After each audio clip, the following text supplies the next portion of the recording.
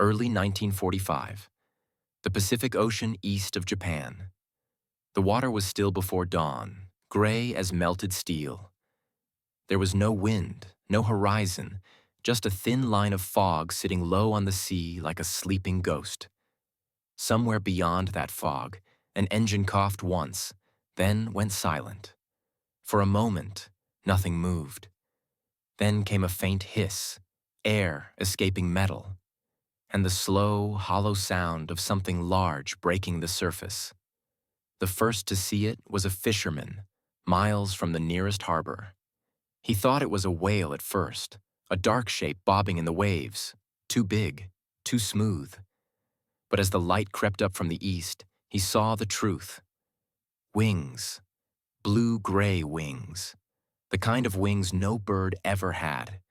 He rowed closer, his oars slicing through the quiet water, the smell of salt thick in the air. As the fog thinned, the shape grew clearer. A massive American aircraft floating half-submerged, its wings folded upward like the fins of some dead sea creature. The paint was chipped, the markings half-washed away, but he could still see the faded white star across the side.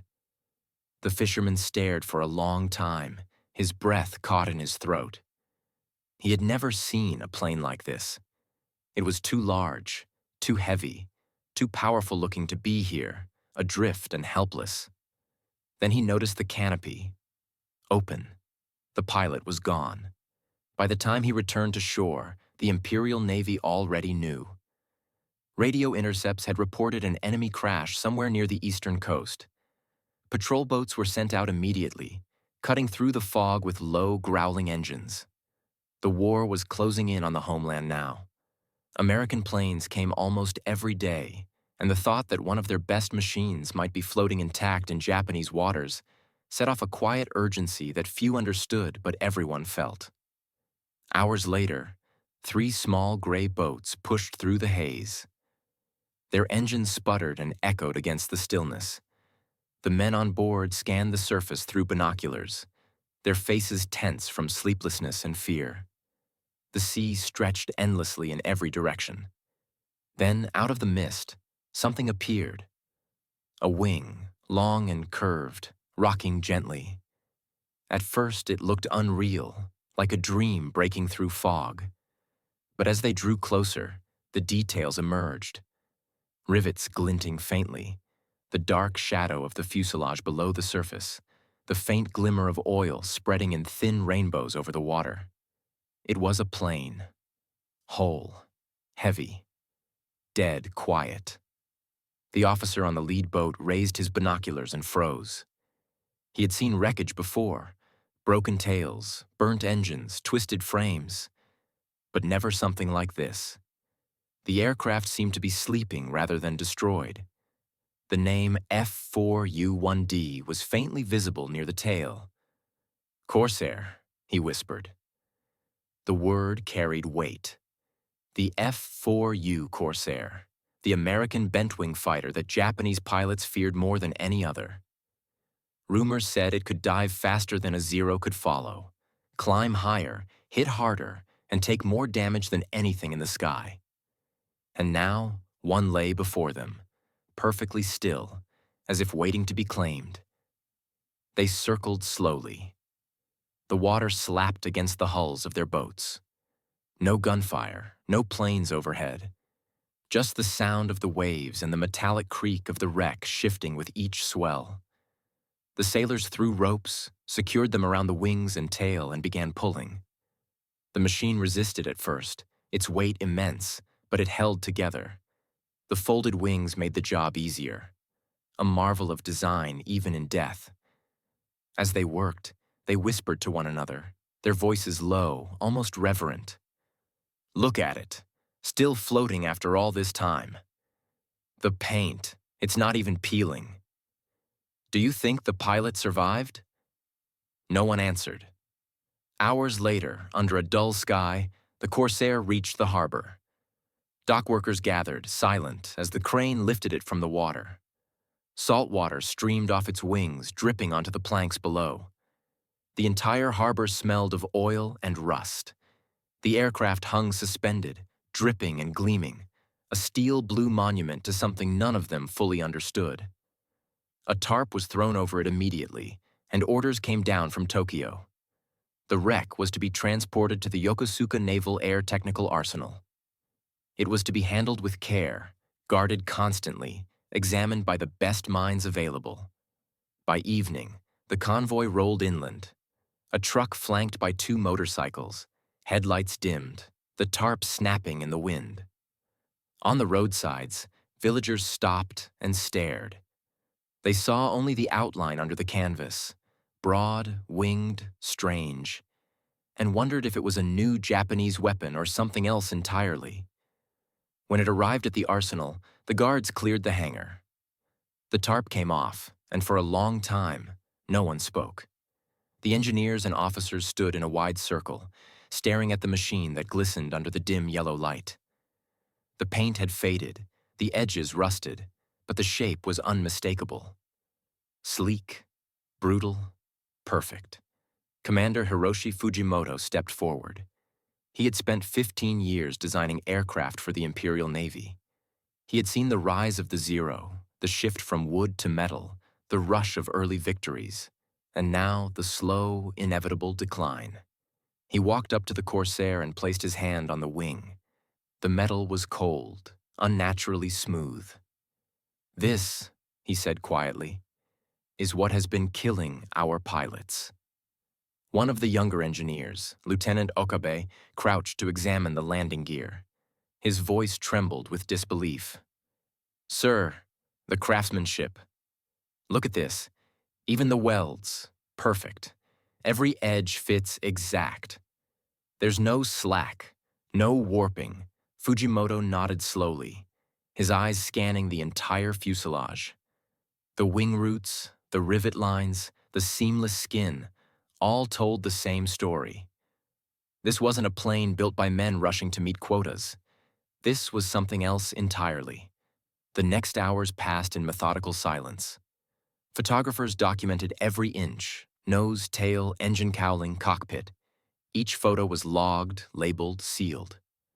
Then the measuring began. Wingspan, 40 feet, 11 inches. Fuselage length, 33 feet, 4 inches. Propeller diameter, 13 feet, 4 inches. Numbers were written down in neat ink on stiff brown paper. When they opened the engine cowling, the air in the hangar seemed to thicken. 18 cylinders arranged in 2 perfect rows. The legendary Pratt & Whitney R, 2800 Double Wasp. Even after days in salt water, it looked alive. The pipes were intact, the bolts tight, the components pristine. Fujimoto exhaled through his nose. "Look at this," he murmured. "The tolerances. These are machine ground. No casting flaws.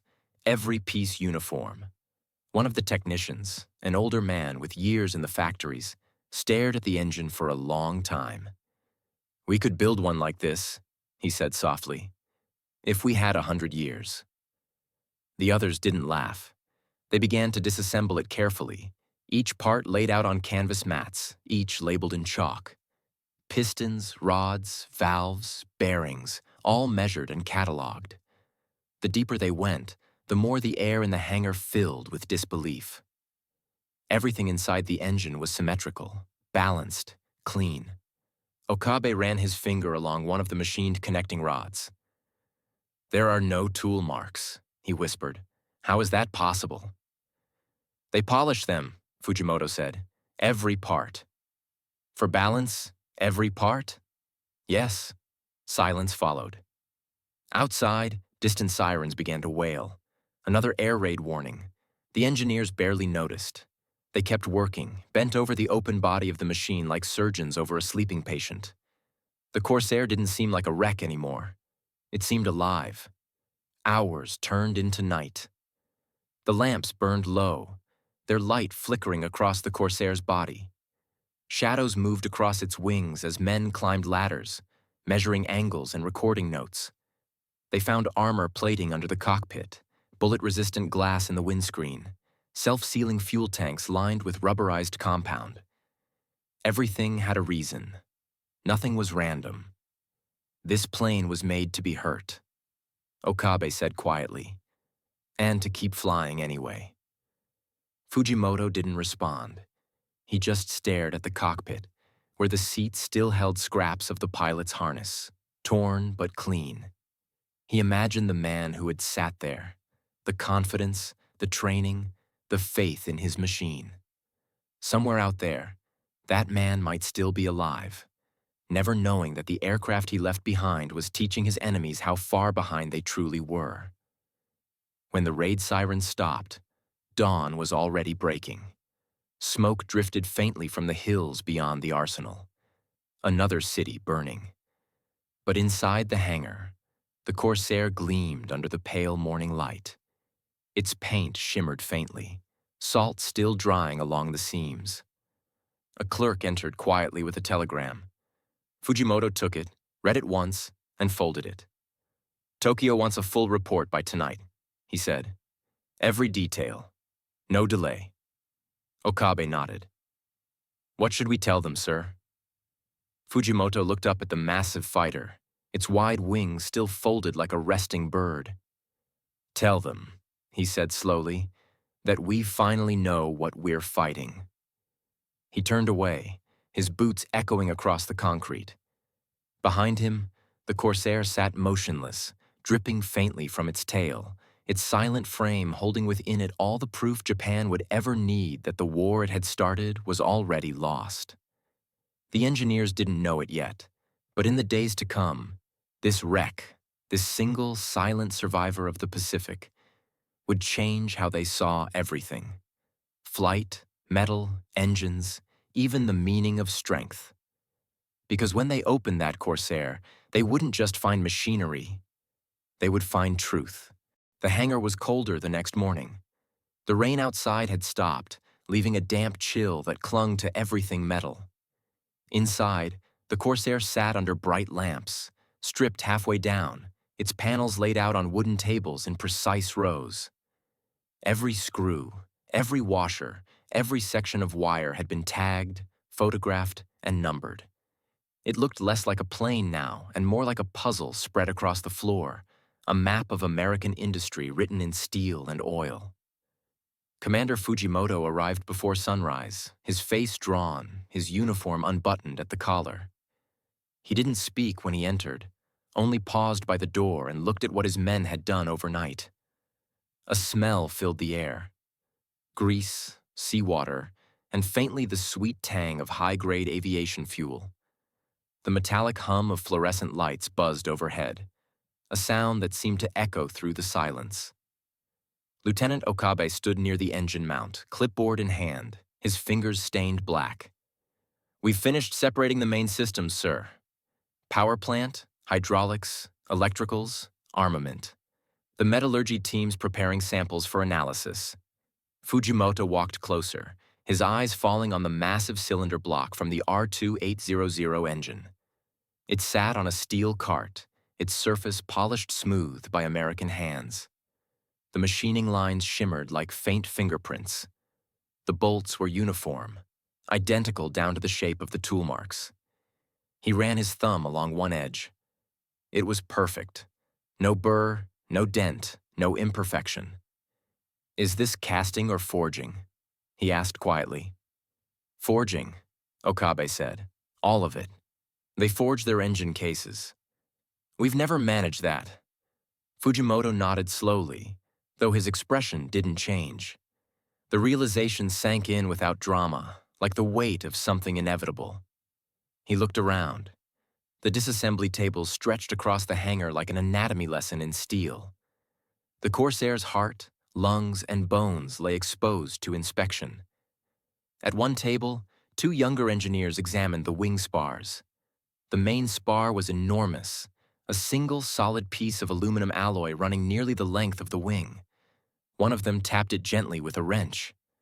The sound rang sharp and high, clean as a temple bell. "You hear that?" he murmured. "No resonance flaws.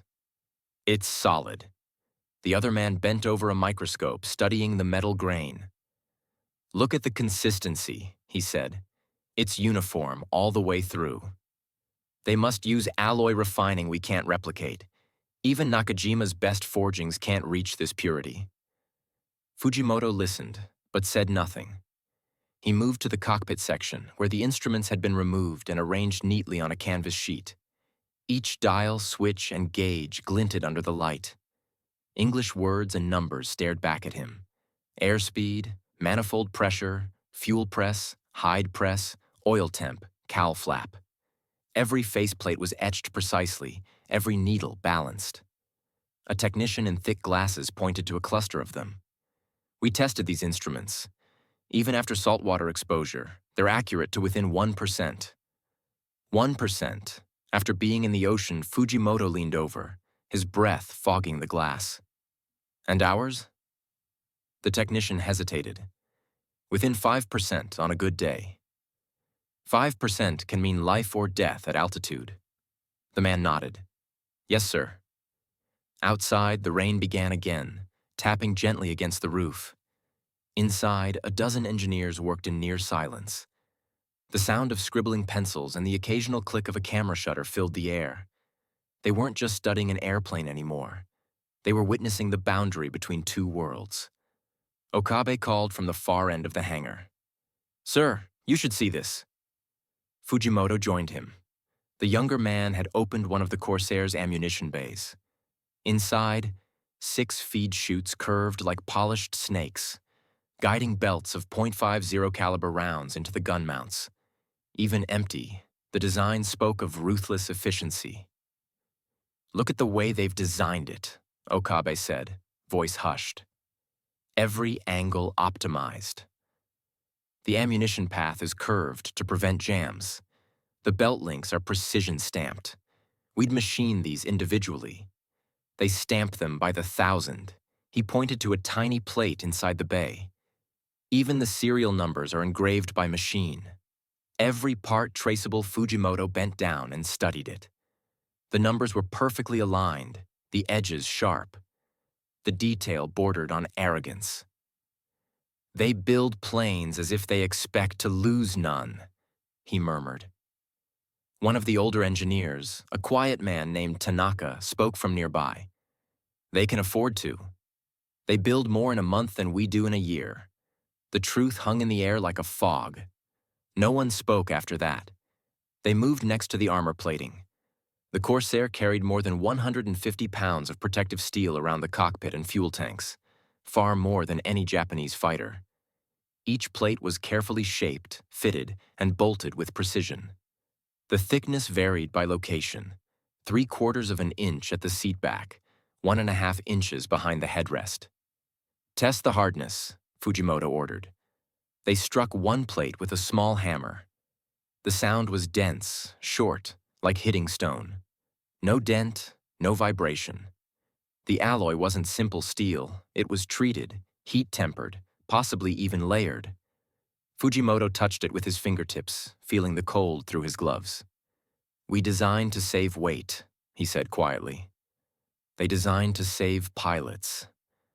The words carried a strange heaviness. No one answered. At noon, they broke for lunch. Rice balls, miso soup, and weak tea. The rain hammered harder now, drumming against the tin roof. A few of the younger men huddled by the heater, whispering. Did you see the engine valves? One said. Hollow stem, sodium cooled. We tried that last year. Half of them failed on the test stand. They use better metals, another replied. And better oil. That's why their engines last. It's not just oil, a third said. It's everything. Look around. It's like they build without fear of cost. Fujimoto heard them but didn't stop them. They were only speaking the truth. When they returned to work, he ordered the disassembly of the propeller system. The Hamilton standard propeller lay on its side, blades removed. Each hub piece gleamed with hydraulic fittings and pressure lines.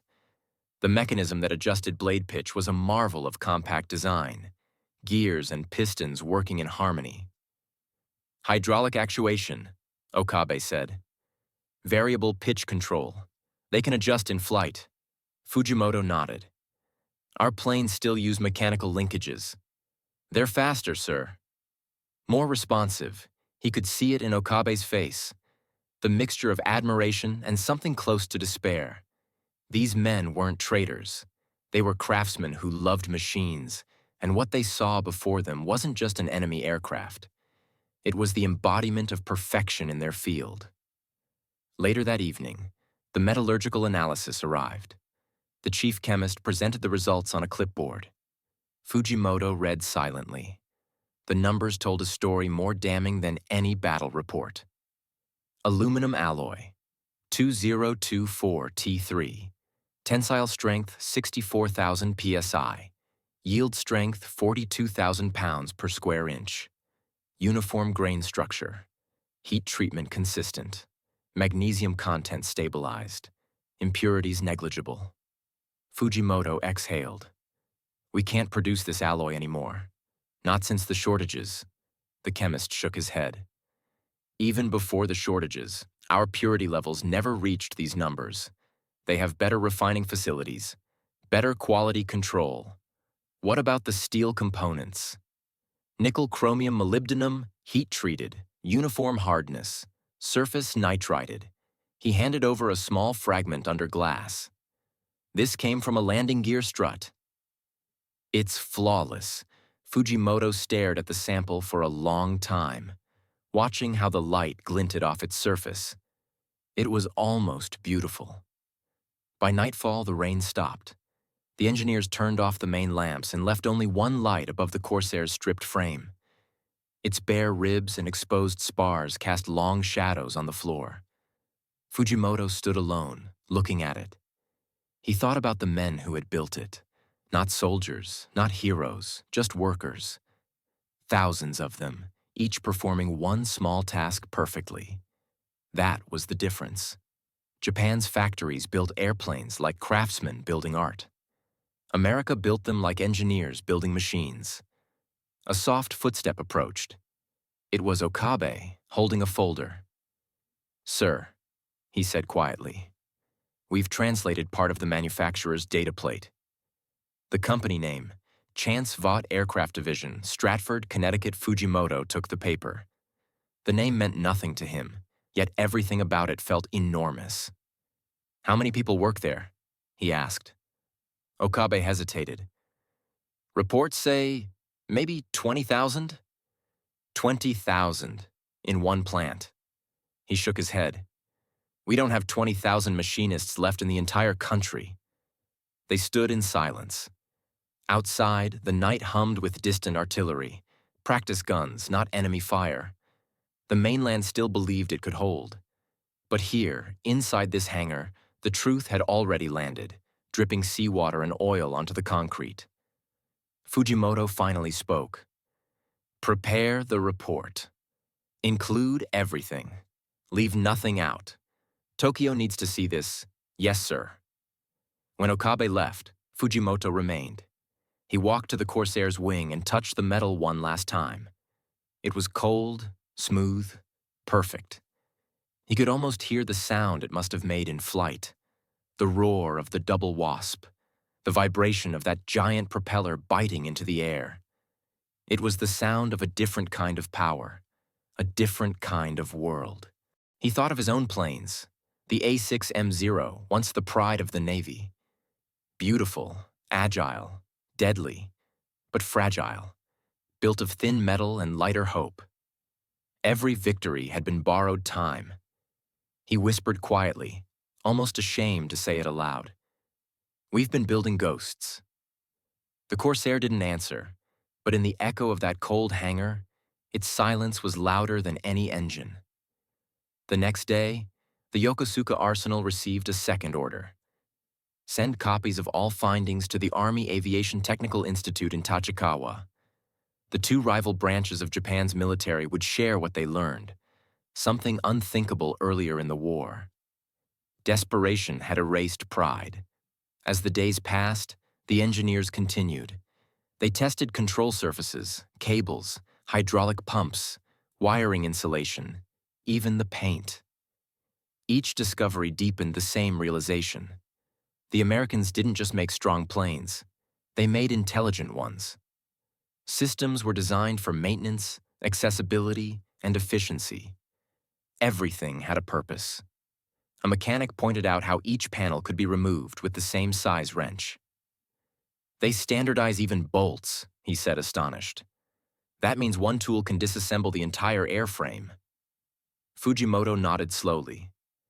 Every second they save on maintenance, another plane gets back in the air.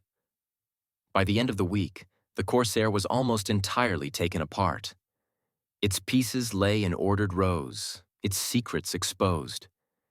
Yet instead of triumph, the atmosphere in the hangar had grown heavy. They had learned too much, and what they'd learned could not be unlearned. Japan's engineers had always believed they were equal in ingenuity, that their craftsmanship could balance America's numbers. But now, staring at the polished aluminum bones of a machine that seemed to come from another age, they understood the truth. This wasn't a contest of bravery or skill. It was a contest of industry. And industry had already chosen its side. The telegram reached Tokyo just before dawn. The clerk who carried it into the Ministry of the Navy did not read it, but he could feel its weight from the way it was sealed. Heavy paper, stamped in red, marked with the words, urgent, technical priority. Inside, the message was short, written in clipped sentences that carried no emotion but plenty of meaning. Recovered American aircraft analyzed at Yokosuka Arsenal. Type: F4U Corsair. Condition excellent. Structural, metallurgical, and mechanical quality superior. Recommend full technical dissemination.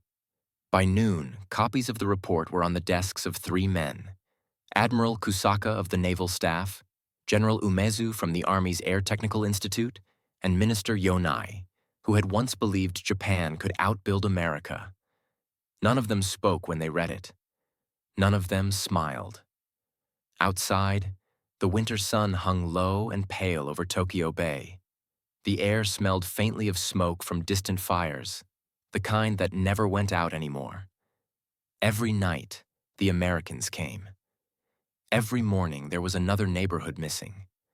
But what this report contained was not about bombs or air raids. It was worse. It was about inevitability. The report's second page contained photographs, rows of them, grainy black and white images taken at the Yokosuka hangar. A bent-wing aircraft under a tarp, the glint of an engine cylinder under lamplight. Japanese engineers crouched beside an enormous propeller.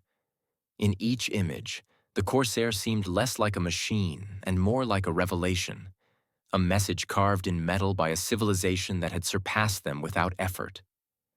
Admiral Kusaka put the papers down and rubbed his eyes. "So it's true," he said quietly. "They've built a fighter we cannot match."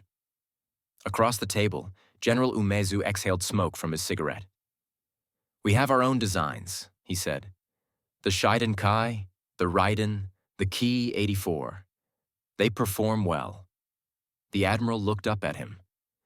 "Do they survive?" The general's silence was the answer. The meeting that followed was short. No arguments, no optimism. Just the slow unfolding of facts. The Corsair's engine alone produced twice the power of anything in Japanese service. Its construction quality exceeded every domestic standard. Its range, its armament, its durability, all superior. They spoke of alloys, of machining tolerances, of production volume. Every topic circled back to the same conclusion. America was not simply ahead. It was operating on a different scale entirely. In the corner of the room, a young aide stood silently taking notes. He had been born the year Japan invaded Manchuria. His entire life had been lived under banners of destiny and divine empire. Now, as he watched his superiors speak in weary, defeated voices, he realized something no propaganda poster had ever prepared him for. His country was not divine. It was small. That night, in Yokosuka, the hangar lights burned again. The rain had stopped, leaving the air heavy and wet. Fujimoto and Okabe stood over a long table covered in technical drawings. The Corsair's internal systems were now mapped on paper. Fuel lines, cooling ducts, control surfaces, electrical paths. A spiderweb of precision. Okabe's pencil moved slowly, tracing the last of the wiring schematics. His hands shook slightly. "It's like everything connects with purpose," he said quietly. "Nothing wasted. Every component supports the next." Even the smallest bolt, Fujimoto nodded without looking up. "That's what makes it dangerous." They were tired beyond exhaustion. 3 weeks had passed since the Corsair's recovery. The aircraft was now reduced to its skeleton. The frame bare, its skin peeled away, its heart removed. And yet, the more they took apart, the more they discovered. One evening, they cut into the control cables to test tensile strength. The results were absurd. The braided steel could hold twice the expected load before fraying. They examined the rubber from the self-sealing fuel tanks and discovered a triple-layer composite that swelled when exposed to gasoline, sealing any puncture. "How many of these have we seen shot down?" Okabe murmured. And still, they returned to base. "Now I understand." Fujimoto said nothing. He just kept writing. His handwriting had grown smaller and smaller with each report, as if shrinking beneath the weight of the facts. At midnight, a courier arrived from Tokyo carrying an envelope. Inside was a message addressed to Fujimoto himself. "The Naval staff requests all test results and technical documents transferred to Tokyo immediately. Prepare summary for presentation. The cabinet will review findings personally." For a long time, Fujimoto held the paper in his hands without speaking. The hangar was silent except for the ticking of cooling metal.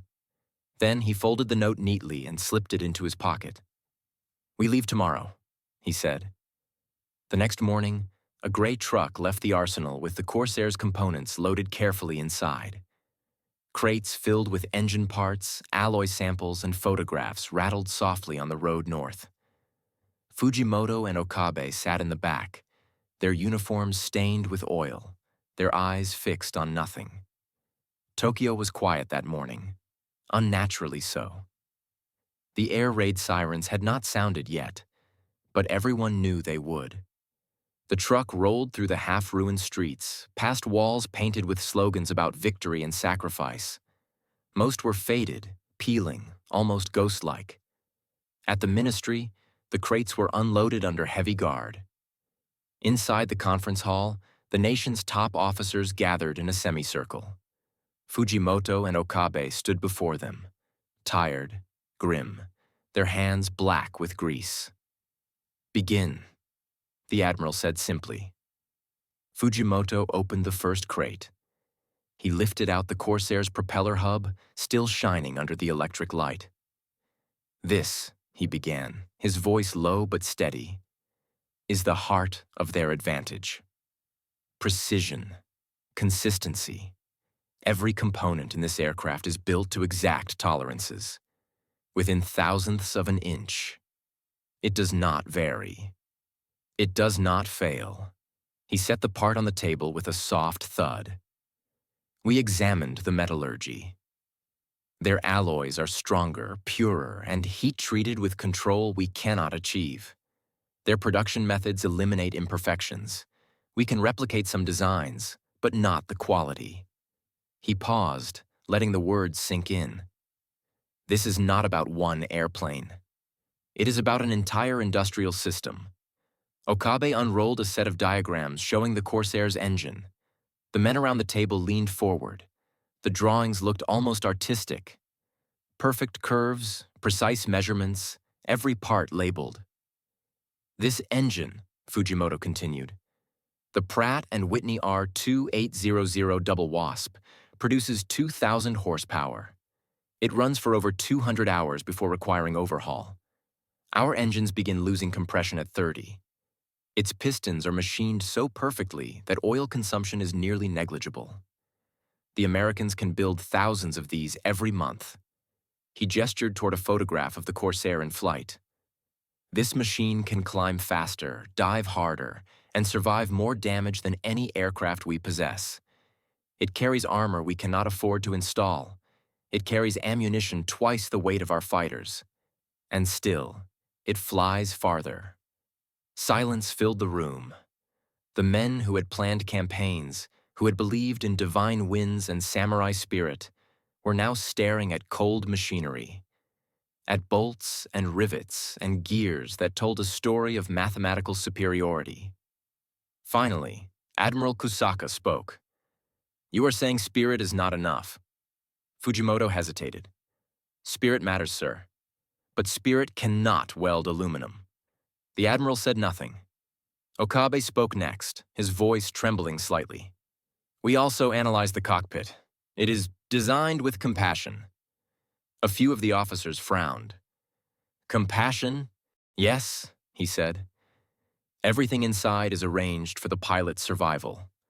The seat armor, the controls, the instruments, even the way the canopy opens, quick release levers on both sides. It is designed so the man inside can live, not just fight." No one responded. The weight of those words filled the room like smoke. Afterward, the meeting ended without applause or argument. The officers left quietly, some looking older than they had an hour before. Fujimoto and Okabe packed their diagrams in silence. As they left, one senior admiral stopped them. "You've done well," he said softly. "But what you have shown us, it changes everything. Do not speak of this outside these walls." That night, back at the arsenal, Fujimoto walked alone through the empty hangar. The Corsair's remains were gone now, shipped away piece by piece. All that remained was an oil stain on the floor and a faint metallic smell in the air. He stood where the plane had once rested and felt the silence pressing down. He thought of the young mechanics working in half-bombed factories, struggling to shape metal with bare hands and dull tools. He thought of the pilots who would climb into fragile fighters tomorrow, believing courage could compensate for everything else.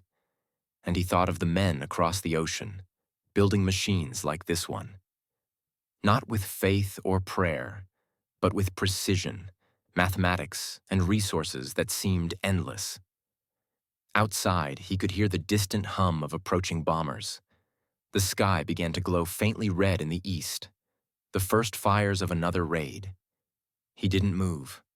When the sirens began, he finally whispered to himself, "They're not gods. They're builders." A flash lit the horizon, followed by a low rumble. The walls of the hangar shook. Dust drifted from the rafters. Fujimoto looked up, and for a brief second, he could almost imagine the Corsair still there, its broad wings glinting under the lamps, waiting to take flight again. Hours later, the air raid was over. Smoke rolled across the bay. Fires still burned in the distance.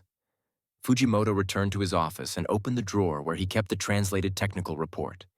He ran his finger along the edges of the paper, thinking about everything it meant. The report was more than a technical document. It was a confession, written not in words, but in measurements, in tensile strengths, in horsepower. It said, "This is what we are fighting. This is why we are losing." He closed the drawer softly. In the days that followed, the Yokosuka arsenal resumed normal operations. The engineers returned to repairing aircraft, patching bullet holes, improvising parts from scrap. But something had changed. When they looked at their own planes now, the Zeros, the Raiden, the Shiden, they no longer saw pride. They saw limits. In Tokyo, the report circulated quietly among senior officers. Some dismissed it as irrelevant. Others read it in silence and said nothing. One colonel wrote a single note in the margin. "Our destiny has been decided by factories, not battlefields." The Corsair's parts, after months of analysis, were eventually moved to a storage building outside Tachikawa. The Americans would find them there after the war. Rusted, incomplete, but still unmistakable. Back in Yokosuka, spring arrived. The cherry trees along the base bloomed faintly, petals drifting across the cracked concrete of the airfield. Fujimoto stood outside, watching a formation of Japanese fighters take off, their engines coughing, leaving trails of dark smoke. He listened to them fade into the distance, their sound weak against the vastness of the sky. He thought of the Corsair again, the deep growl of its engine, the precision of its frame, the way its rivets caught the light. It had been more than a plane. It had been a message. And though his country would never admit it, he knew what the message said. The war is already over. You just haven't realized it yet. The war ended the way a long illness does, not with a scream, but a silence. The radio broadcast had come from a voice trembling with control, reading words no one had ever imagined hearing. The emperor spoke of endurance, of surrender, of a need to bear the unbearable. For many, it felt like the sky itself had fallen. In the ruins of Yokosuka, the hangar still stood. Its windows were shattered, its roof half collapsed, but the floor remained dry. The oil stain where the Corsair had once rested was still visible, a dark shape on the concrete like a shadow that refused to fade. Commander Fujimoto never wore his uniform again. After the surrender, he became simply Hiroshi, a man with no rank, no command, no purpose. The Americans arrived in waves, soldiers with strange smiles and endless supplies. Trucks rolled through the gates of the arsenal, carrying equipment unlike anything the Japanese had ever seen. Crates of tools, measuring instruments, portable generators, even food. They were efficient, polite, and frightening in their confidence. They spoke a language Fujimoto did not understand, but their gestures were calm. They pointed, measured, inspected, catalogued, exactly as he had once done with the Corsair. The irony was not lost on him. One afternoon, 2 American officers walked through the hangar. Their uniforms were crisp, their faces young. They stopped at the oil stain and looked down. One of them crouched, touched the floor, and said something quietly to the other. Fujimoto watched from the doorway, unseen. He knew what they had found: the ghost of their own machine. Within weeks, the Americans began searching for all captured Allied technology. Crates were opened, hangars cleared, storerooms emptied. Among them, in a dusty warehouse near Tachikawa, they found the remains of the Corsair the Japanese had studied. The pieces were scattered, wings separated, fuselage stripped, engine disassembled, but the serial numbers were still legible. A U.S. Navy intelligence officer examined the parts with a faint smile. "Hell of a thing," he muttered. "One of ours makes it through the war, just to end up teaching the enemy." Another officer beside him laughed softly. "Then maybe it did its job twice." They ordered the pieces shipped back to the United States for analysis. The crates left Japan quietly, labeled simply "Captured Materiel, Return for Assessment." Fujimoto never saw them again. That winter, Yokosuka turned into something else entirely. The Americans turned the base into a center for reconstruction. Japanese engineers, former enemies, were hired to assist. They were given blueprints, tools, and instructions. For many of them, it was the first time they had handled new steel, clean lubricants, fresh wiring. Okabe returned to work under the occupation forces. He had changed. His hair was streaked with gray, though he was barely 30. He spoke little, worked hard, and took careful notes on everything he saw. One evening, while sorting through American manuals, he found a technical binder labeled Aircraft Maintenance, Standard Procedures. He spent hours reading it, tracing the diagrams with his fingers. The pages were simple. Every part had a number, every process had a method, every worker had a defined step. There was no mysticism, no slogans about spirit or sacrifice, only precision and repeatability. He realized then that what they had mistaken for arrogance in the Corsair's design had been something else entirely: order. A belief in systems over individuals, process over pride. Fujimoto rarely came to the base anymore.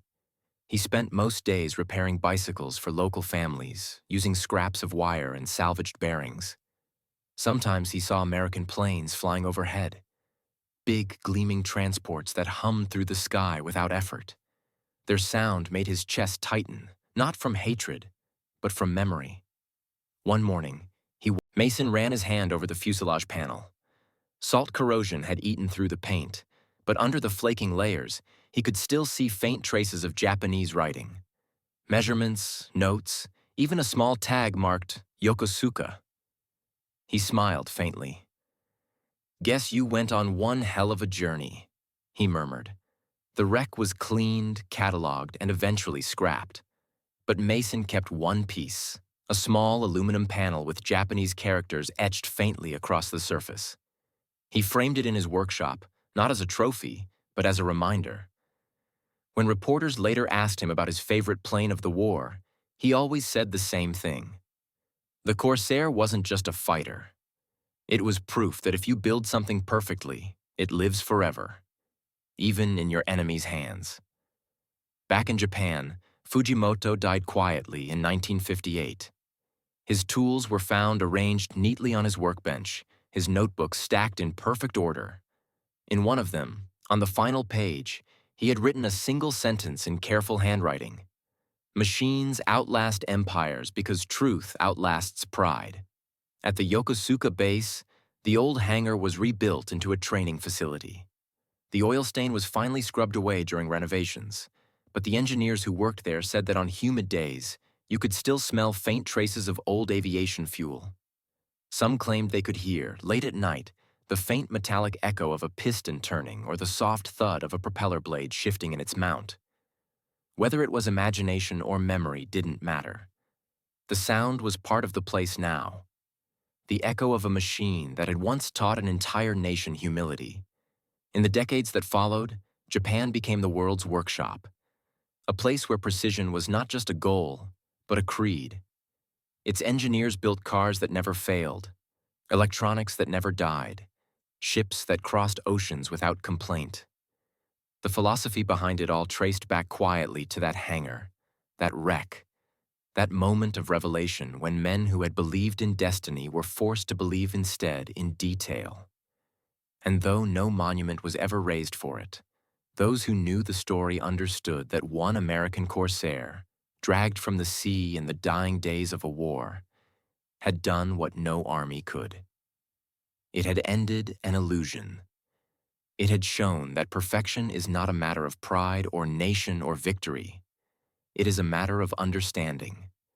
And somewhere, in the balance between destruction and design, the hum of that engine still lingers, faint, eternal, and human.